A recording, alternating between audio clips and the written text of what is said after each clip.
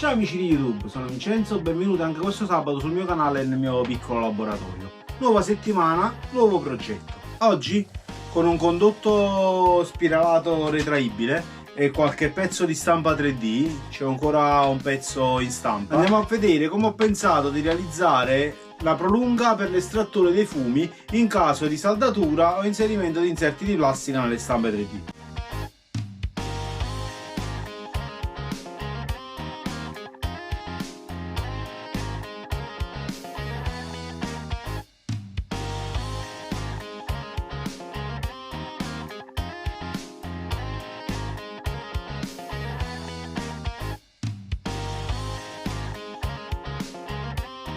Inserisco il tubo spiralato sulla stampa e fisso il tutto con la fascetta uscita in dotazione nel kit acquistato.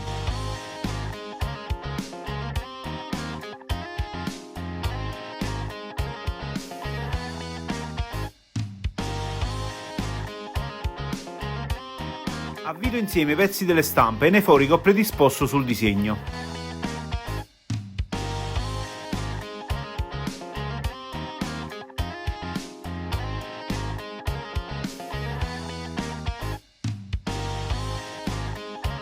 Sulla parte fissa, che andrà collegata alla ventola, predispongo due supporti fissi e due mobili.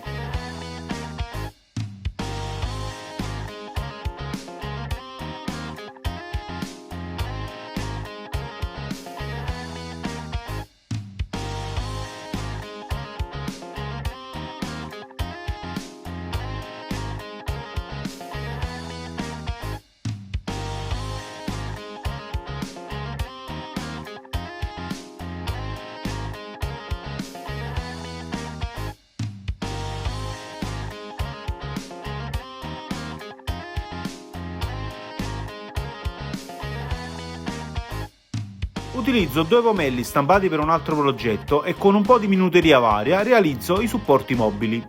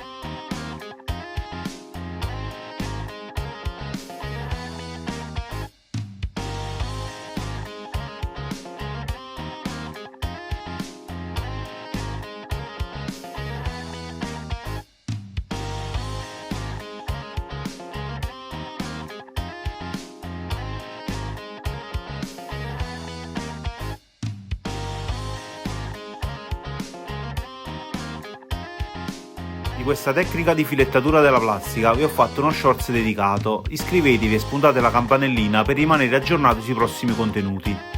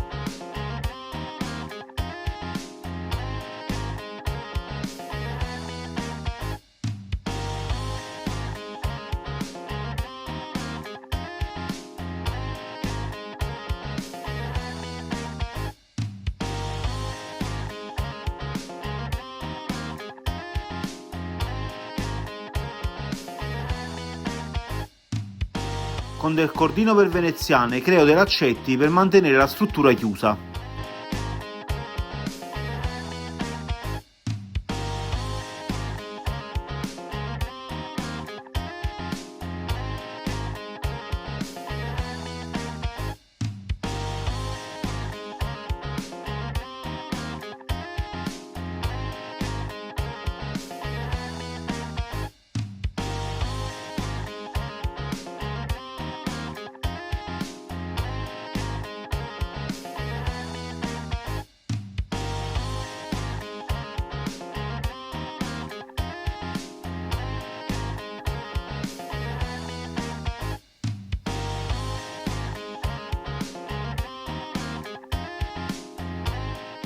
Rieccoci amici, spero che abbiate apprezzato l'idea della costruzione dell'aspirafumi direttamente sul condotto di uscita e utilizzando la ventola già presente in laboratorio.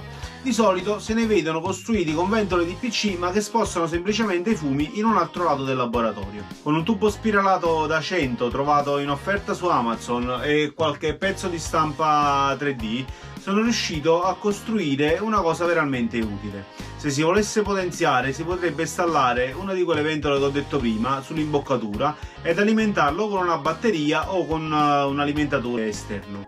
Anche per questo sabato è tutto, se non siete iscritti al canale iscrivetevi e spuntate la campanellina per rimanere aggiornati sui prossimi video. Ci vediamo sabato prossimo, ciao!